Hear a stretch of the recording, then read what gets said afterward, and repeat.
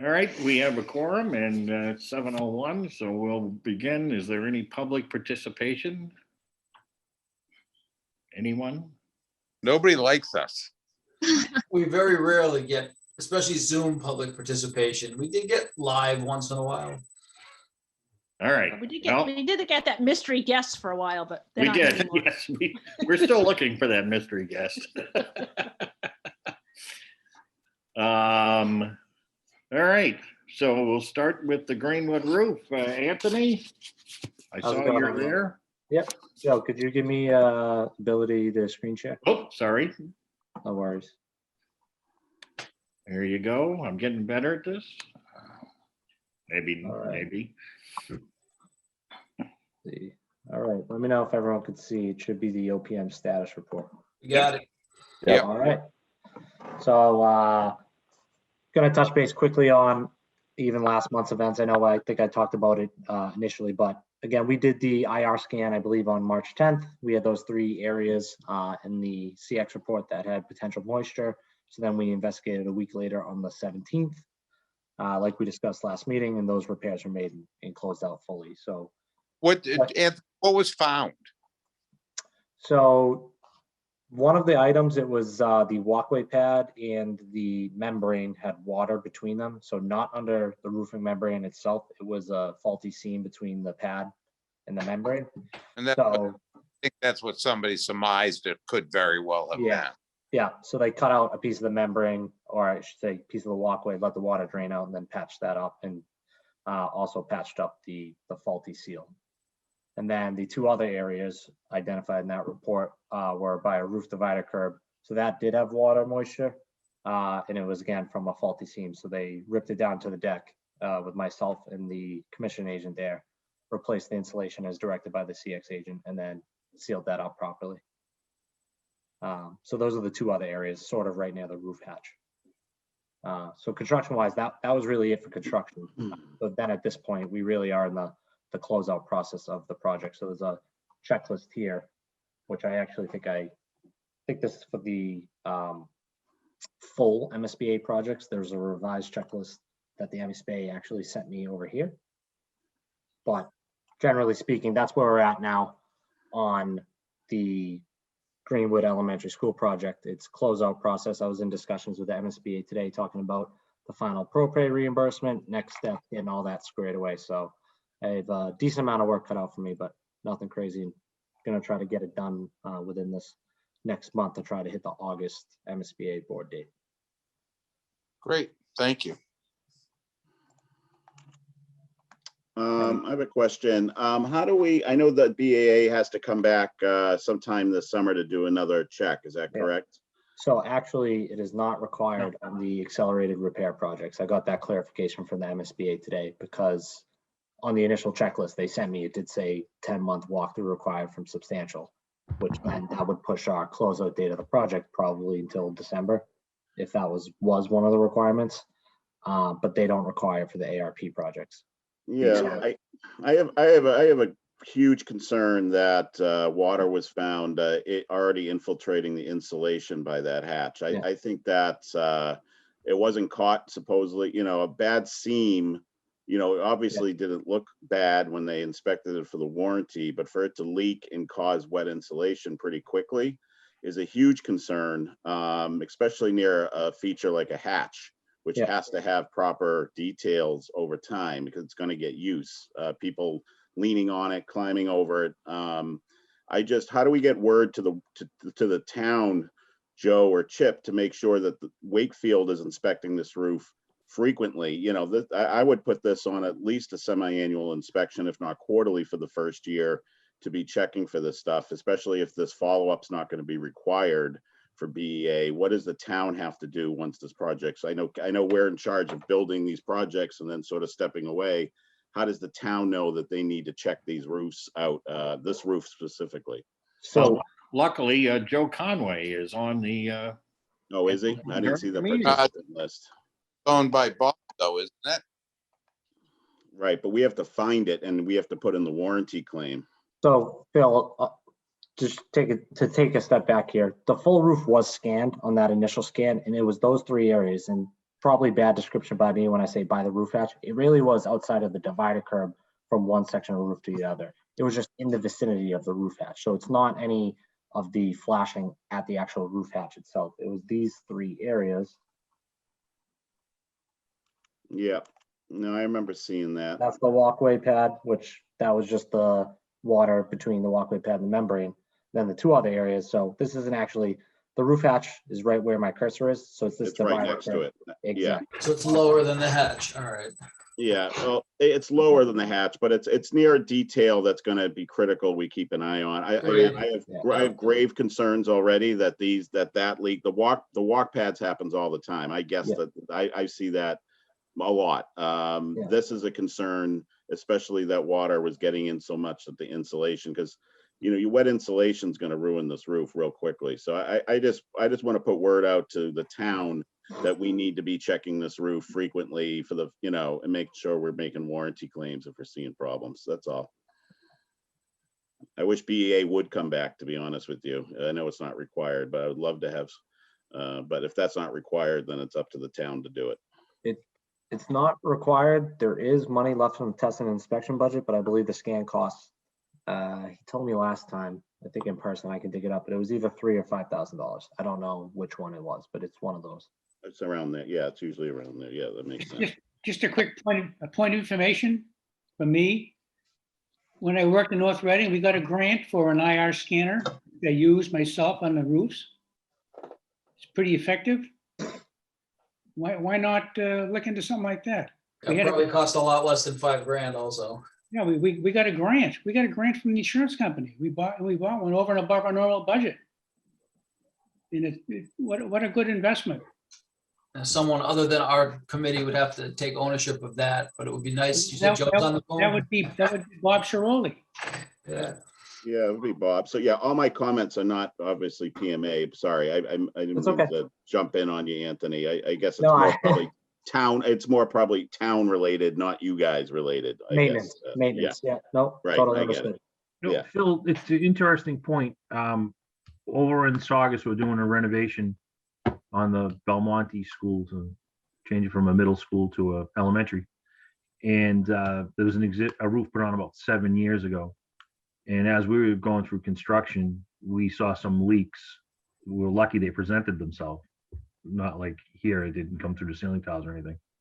But we did hire BEA, and it was, I would guess, in the roof this simple, and this knew that it wouldn't come close to the $5,000 to scan.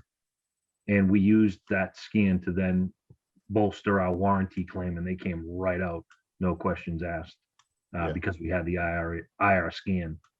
So either way, I like what Wayne said about getting one, but if not, like Anthony said, we're not going to expend all the funds. If there's a way for you to talk to the district town administration about keeping some money aside, BEA is great about coming out. We're using them on several projects.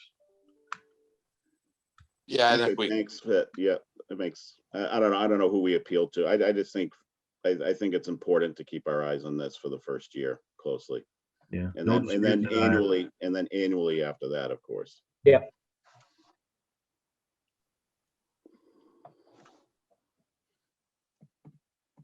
Okay.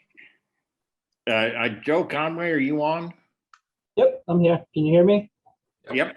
Yeah, Did you hear that? yep, I heard the whole thing. So I'm just writing notes as you're talking, Phil. Okay. So there's a little bit of overlap between Bob and obviously our guys here. So it's something that we'll pay attention to. I'll find out unless you want to, Joe. Maybe some of the additional funding could be transferred over and we could set this up to scan sometime before school starts if the board wants to. I could certainly solicit some pricing though too. I think that, with an investment that's just about a 7-figure project, even if it's $2,000 in good preventative maintenance, that's probably not a bad expense considering how new it is. So I guess I get a little bit of homework to do, but I can give you an update, probably Joe, in short order, kind of tell you where I land. We can at least have eyes on it, for the time being, and making sure that everything passes the eye test for now. Okay, good. Any other questions for Anthony on the report? All right, Anthony, you had some other things we have to vote on. There was meeting minutes of March 18th. That is correct. Do I hear a motion? I move that we approve the minutes from March 18th. I second. Any discussion? Seeing no discussion, all in favor? If anybody objects to it, let me know. Aye. All right, no, any objection? No objection, minutes are approved. The next is invoices. One is for Gail. Yep. And that's in the amount of $419.40. Do I hear a motion? I move that we approve the Gale invoice for 400, what is it, Joe? $419.40. $419.40. I second that motion. Any discussion? Hearing none. We'll have to do the roll call on that invoice. Yeah. Jason, Yep. Janine, Yes. Tom, Yes. Tim, Yes. John? Yeah. Chip? Yes. And our two new voting members, Mark Yes. and Phil. Yes. And I make it unanimous. Don't forget to go in and down and swear at some point, guys, too. They swear all the time. Oh, you mean swear in, sorry. Yeah.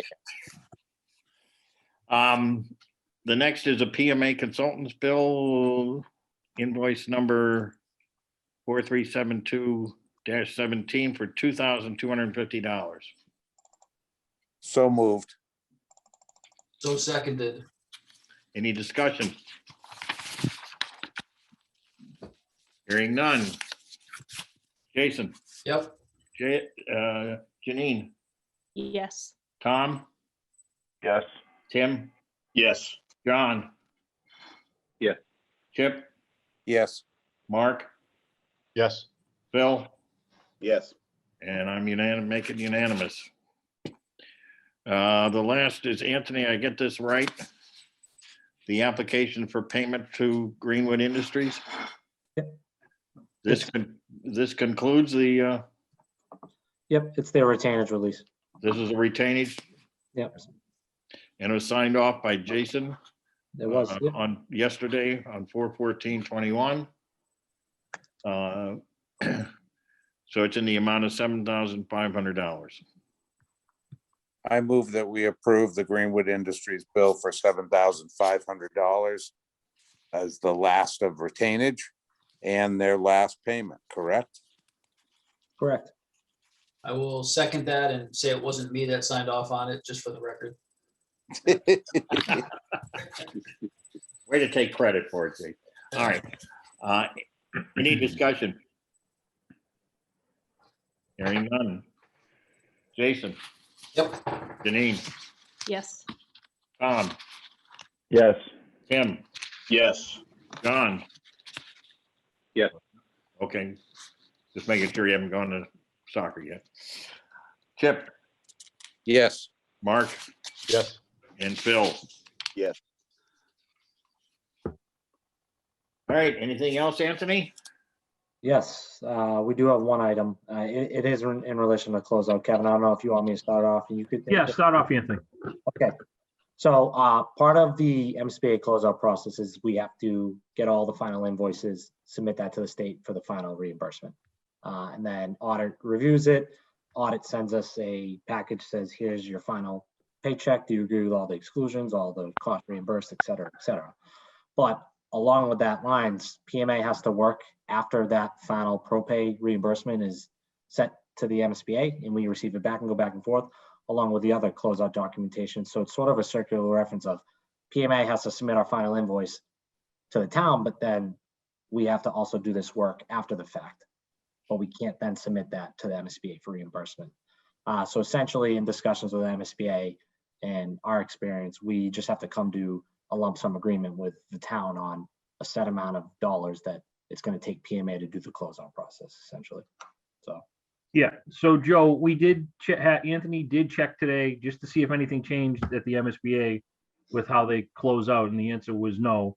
And they asked us, how do you close out other ARPs? So we asked in the office, and this is what on the other 3 or 4 accelerated repair projects, how we've addressed it is that we estimate how much effort it's going to be for closeout. We'll submit a final bill so that we can then satisfy the MSBA requirement that says all bills have been paid. Okay, So we do, Anthony, then need to have one more invoice eventually, probably as soon as possible, submitted as like a not to exceed number, be executed and included in the final pro pay. So we probably will need another meeting to approve that. we're gonna be meeting in 2 weeks. Okay, so what we'd like to do is we're gonna, Anthony and I have the new revised ARP closeout. We're gonna put our heads together. We have money left over in our closeout. We didn't use all our funds. We're gonna estimate how much time it will take us. And we're gonna present you with a lump sum not to exceed. And we'll get your review and comment and take it from there. Okay, can you do it within 2 weeks? yeah, Oh, absolutely. we'll get that over to you first, Joe. All right, And once we think it's settled, we can come to the next meeting and get it No problem. all right. Anthony, how much do we have left over in closeout or even our budget in general? Because in general? throw me on the spot here. Let me check my I'm document. sorry. We got for PMA's contract $45,000. Closeout specifically 18,000. Okay.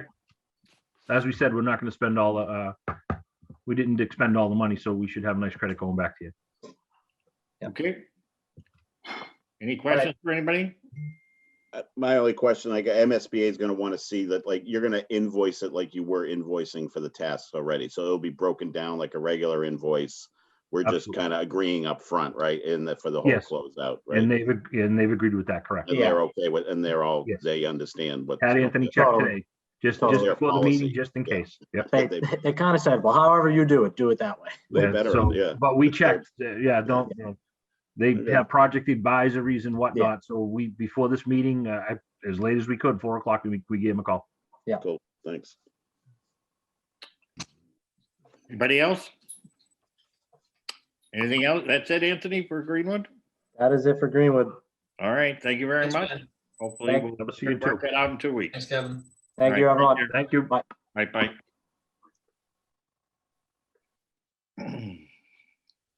Next on the agenda is the DPW feasibility study. I sent around a draft schedule from Weston Sampson as well as an invoice.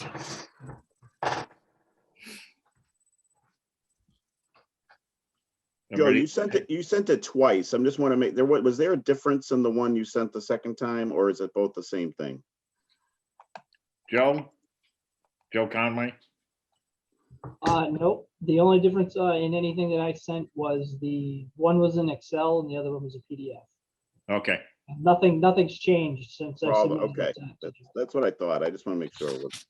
so basically the report would be due sometime like September 20th, 2021.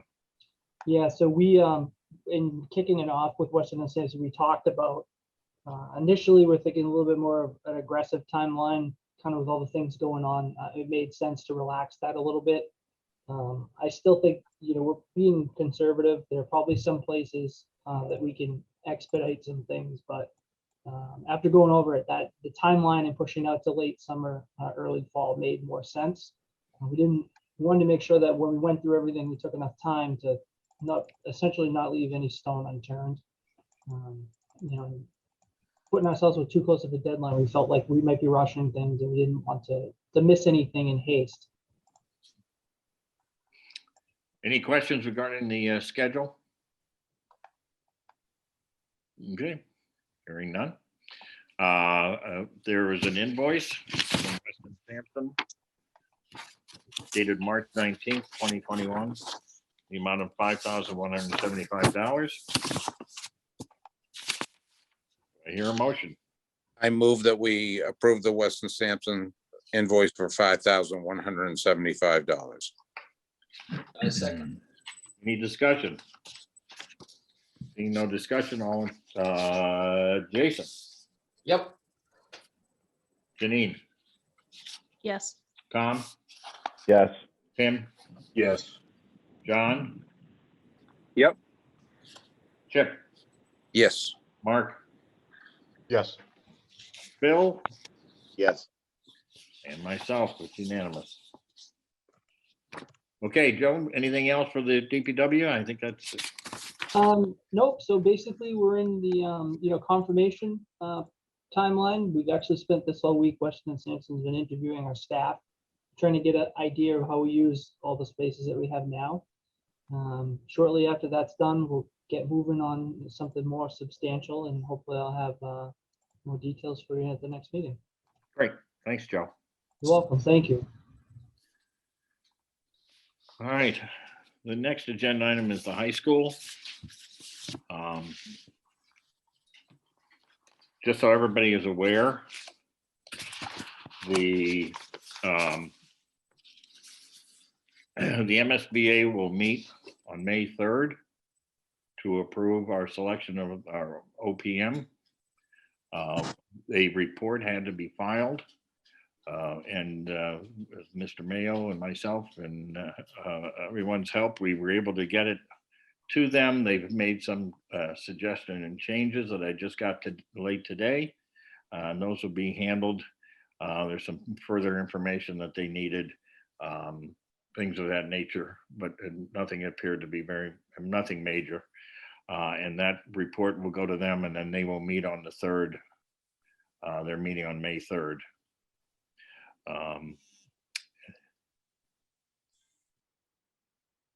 And then once that occurs, there is a schedule for the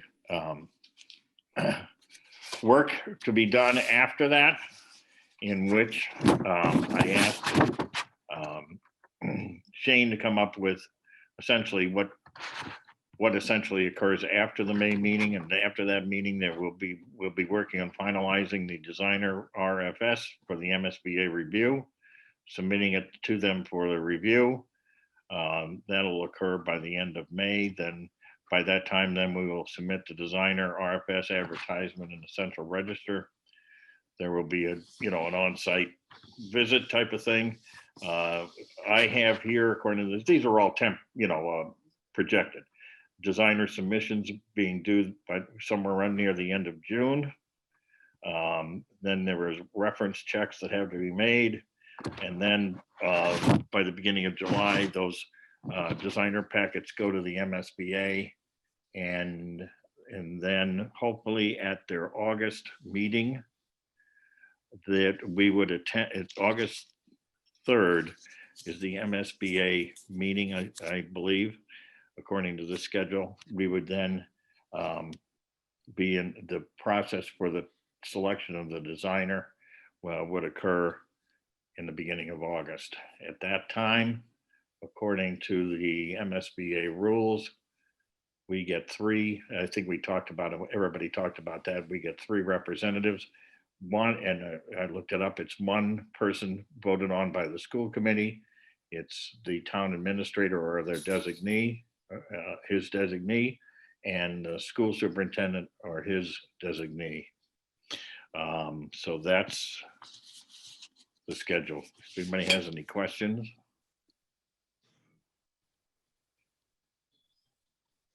Okay. Hearing none. Next agenda item is the public safety building. And Shane, let me make you co-host here. Good evening. How are we doing? Good. All right, Shane.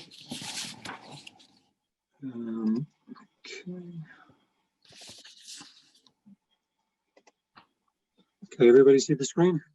Yep. So I think we just have some administrative actions tonight, some meeting minutes and invoices, and then just wanted to talk quickly tonight about commissioning and bringing a commissioning agent on board for the public safety building. So the first item is the March 25th building committee meetings. This was the meeting where we interviewed the construction manager at risk. And those minutes were attached to the packet I sent out yesterday. I move that we approve the March 25th meeting minutes. I will second that. Any discussion? Hearing none. Is there any opposition to the minutes? Any changes requested? All in favor? Stay silent. All right. Go ahead. Okay, thank you. Shane. And Those then are the second- approved. Those are approved unanimously. Thank you. And the second set of minutes were the April 1st, where we looked at the schematic design documents that were issued to the estimators to start their construction estimates. I move that we approve the April 1st, 2021 minutes as written. I second that. Any discussion? Hearing none. Any opposition to the minutes of the April 1st meeting? Hearing none. Those minutes are approved unanimously. Thank you. And the second item is the invoices. We have 3 invoices this month totaling $58,525.97. The first one was a left field invoice for services for the month of March, totaling $10,000. I move that we approve the left field invoice for $10,000 for the month of March. I will second. Any discussion? Hearing none. Jason, Yep. Janine, Yes. Tom, Yes. Tim, Yes. John, Yes. Chip, Yes. Mark, Yes. Bill. Yes. I make it unanimous. Thank you. Second invoice is for HKT for their basic service for the month of March, totaling $41,062.37.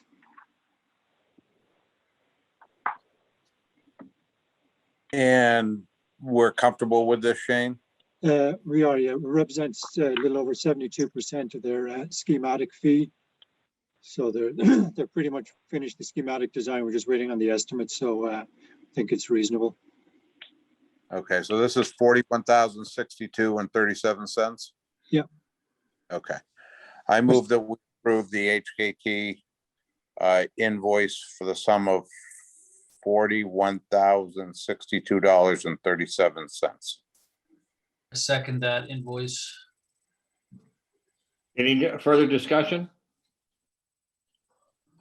Hearing none. Jason, Yep. Janine, Yes. Tom, Yes. Tim, Yes. John, Yes. Chip, Yes. Mark, Yes. Bill. Yeah. All right, yeah, I'll make it unanimous. Thank you. And the second bill is for HKT, their supplementary services for the month of March. This again is some of the geotech borings that we did to build the remaining balance of that, and also for the hazardous materials and some of the laser scanning that we did. So that totals $7,463.60. I move that we approve the bill for HKT for supplementary services for $7,463.60. Second. Any discussion? Shane, I have one question. It shows the laser scanning point cloud and 3D model.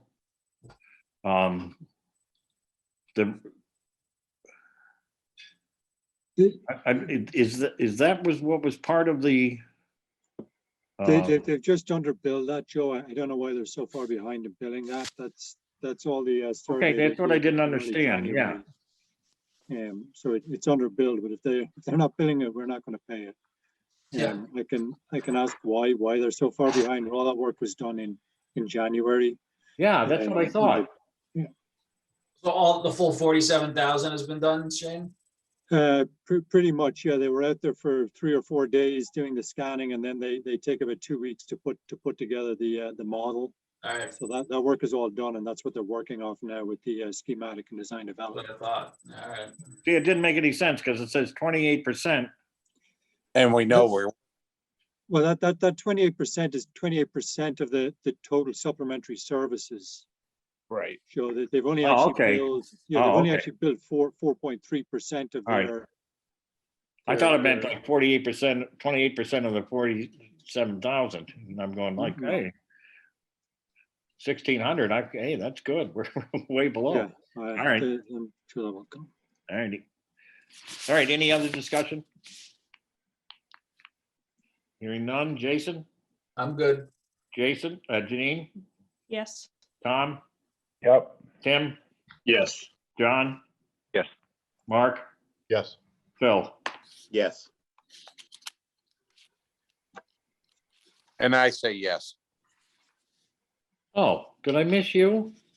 I feel left out. If I had feelings, it would have been hurt. If you had any. Right. Sorry about that, Jim. I got my list here and I just quickly run it through. All right. It's unanimous. Yeah, oh, yes, I make it unanimous. Thank you. And just then the other thing I wanted to talk about tonight was commissioning. You know, we've talked about some of the issues in the building with the mechanical systems.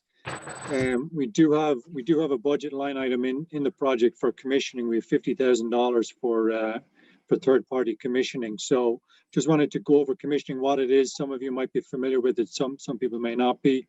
But commissioning is it's a service that we bring in a third party to make sure that the mechanical and electric systems are actually installed and working per the design and per the intent of the documents. You know, sometimes the subcontractors come, they install everything, they turn it on, it appears to be working, but it's not tested and commissioned to ensure that it's actually working per the design documents, the design intent, to make sure, for example, that the HVAC, the air systems are actually blowing the amount of air that they should be blowing, that they're giving the amount of heat that they should be, or providing cooling they should be. So it's something we recommend on all our projects. It's something MSBA actually, when we get to the high school, you'll find MSBA actually require it, and MSBA pay for the commissioning agent for school construction. The owner doesn't pay for it. So we recommend it on this project. We are carrying a line item. Some of the benefits, you know, there's improved coordination between the design team, the construction and occupancy. We bring the commissioning agent in during the design, so they get to look at the design before we even bid the project to make sure the design will work, and they verify that. Having that extra third-party set of eyes often leads to some savings in the construction costs. There should be fewer deficiencies when the building is turned over. The whole building will be commissioned and working correctly. It improves the system and the equipment function.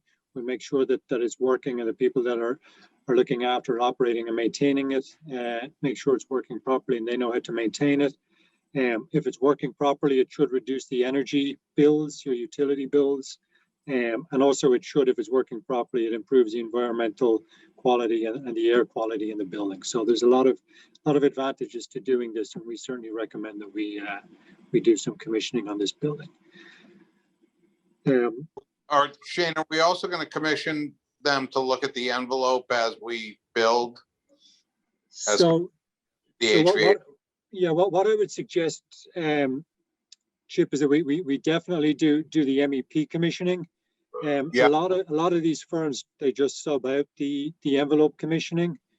So Okay. we can certainly put that in the RFP as an alternate, and see if it's within budget, and if we're within budget, we can continue and do the envelope, or we can just pull it out, or we can reduce that scope. But certainly at a very minimum, we recommend we do the MEP, and then as budget allows, we'll do the envelope. I think we only have about 2,500 square feet of new building exterior, which is probably about 10 or 15% of the total building exterior. So it's not like a new building where we would recommend it. It's a small area of the entire building, but we'll get it priced and decide how to proceed.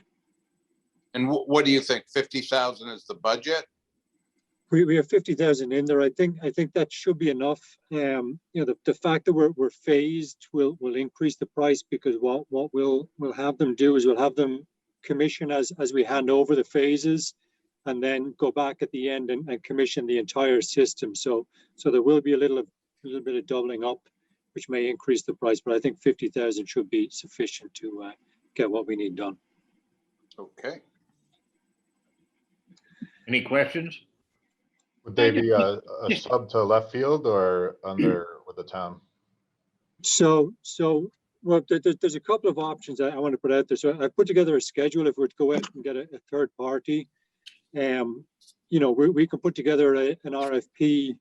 We can do that pretty quickly. We have a standard template, and we can adjust that to this project. We'll put together a list of firms. There's 3 or 4 firms that we typically see doing these projects. Because it's under $50,000, we don't have to advertise it publicly. We can invite firms that we want to price it to price it. So I would suggest 3 to 4 firms. We'll go out sometime in May to do that. Get the proposals back around the 3rd week of May. We'll review those.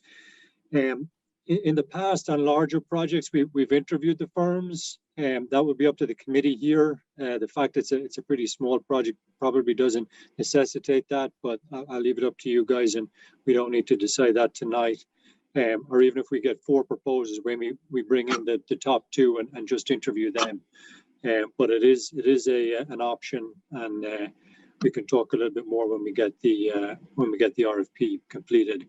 And then we would hope to have a commissioning agent on board by early June.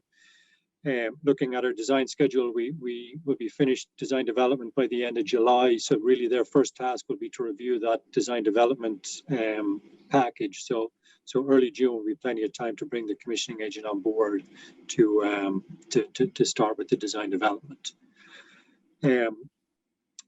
One other option is some of you know Jay Faxon from Left Field. So we do have the in-house capability to do the MEP commissioning. If you'd like us to take a look at it, we can certainly put together a proposal and submit that. We can do that before we go out to other firms to do it. So you'll have our price before you see anybody else's price. I think we can probably do it for a little bit less than some of these companies. But it's just another option. It might be a cost saving, and I think some of you might know Jay. I think did some of the commissioning on the Galvin School for Wakefield previously. So that's another option. We can also do it in-house if you'd like us to look at that. Is that I love Jay even checking the commissioning. Well, we would do that anyway, Chip, if we went to a third party. Right. So we missed that if Jay's doing it. Right. So Jay wouldn't do the actual, functional testing. He would just be looking over their shoulder to make sure that they're doing what they should be correctly and verifying it. Okay. Certainly worth talking about. Just a quick question. Who would they be working for? They would be working. Well, Jay is employed by Left Field. Is that who you're talking about? I know. I haven't worked in a school department that the state would pay for the commissioning company. Well, that's the high school, Wayne. I understand. I understand. This is different. I understand that. Yeah. But commissioning is a great idea, and I'm familiar with that. Right. But I guess who would they be answering to? Us. They would be contracted through the town. Who sets up the parameters of what they're looking at? We'll put together an RFP with a scope of work, Wayne. We can certainly review it with the whole committee, and we'll review it with Jay Faxon, our in-house guy, and we'll review it with the MEP engineers as well before it goes out to the commissioning firms for pricing. All right. Any other questions regarding the commissioning? So you're gonna preparing the request for proposals. Are you gonna have them have it in 2 weeks? I can have that I should have that in 2 weeks. Is that all right with everyone? Yeah, Okay. All right, why don't we look at that in 2 weeks? Okay. And then just my last slide was just some of the upcoming meetings.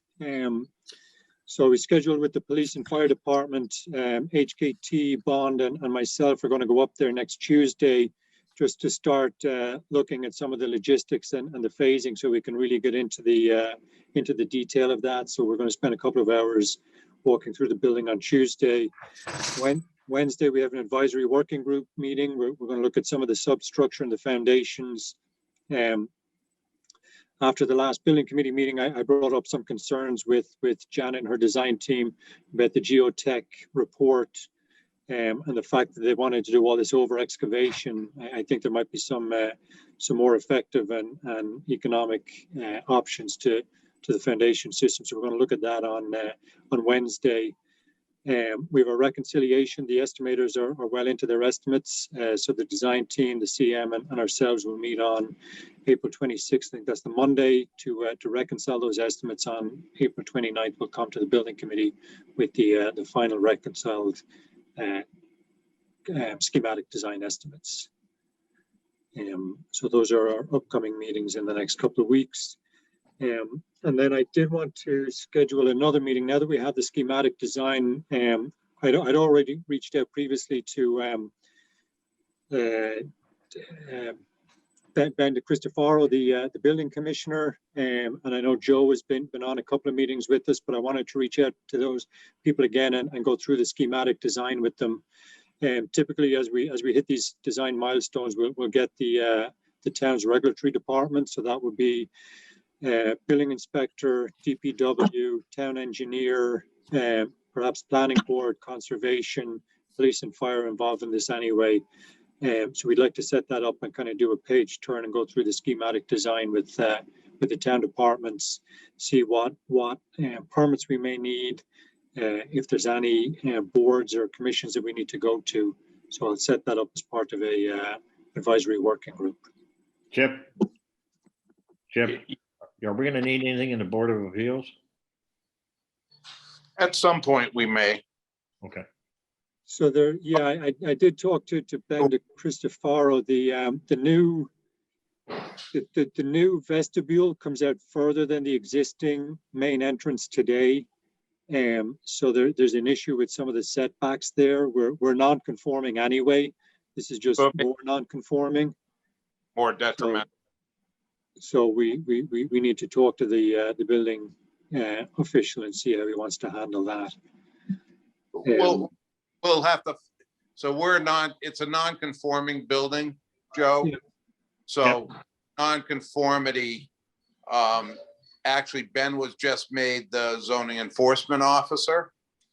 So he can rule, but he can't rule, he can only rule on 1 and 2 families.